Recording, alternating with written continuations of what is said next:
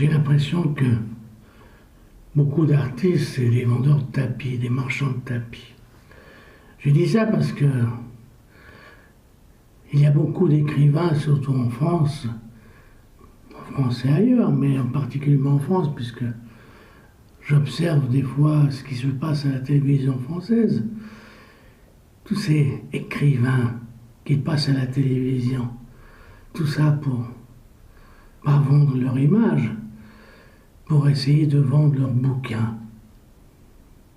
Personnellement, je ne sais pas, un vrai artiste, c'est comme un arbre.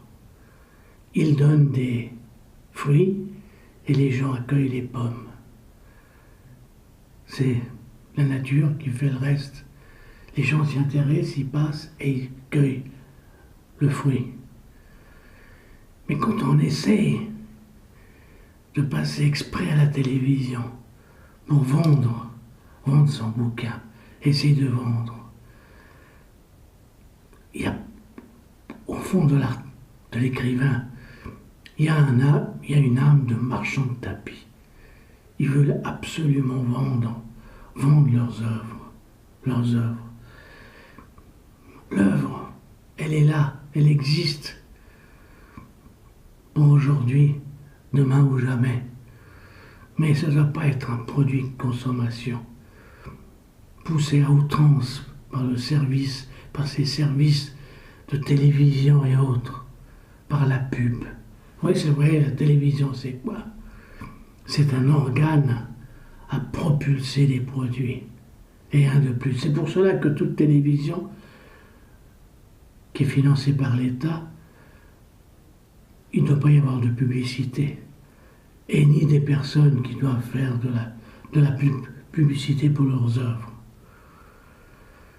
Ça doit être une chaîne, un endroit de pure information.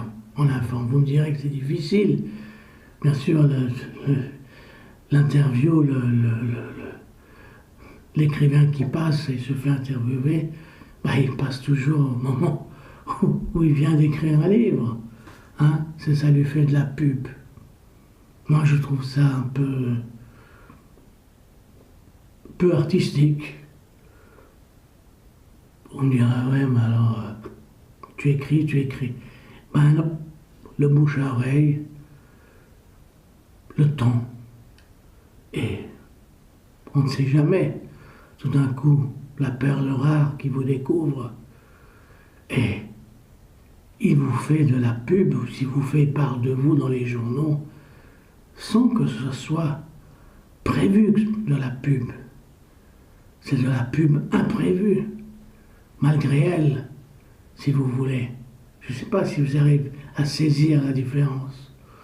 Voilà, c'est pour ça que je trouve que c'est triste. Pour moi, ce ne sont pas de véritables écrivains, de véritables artistes, de véritables philosophes.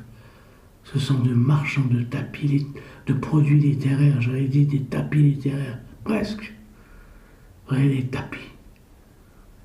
On marche dessus, et avec le temps, finissent par être plus que des paillassons. Merci.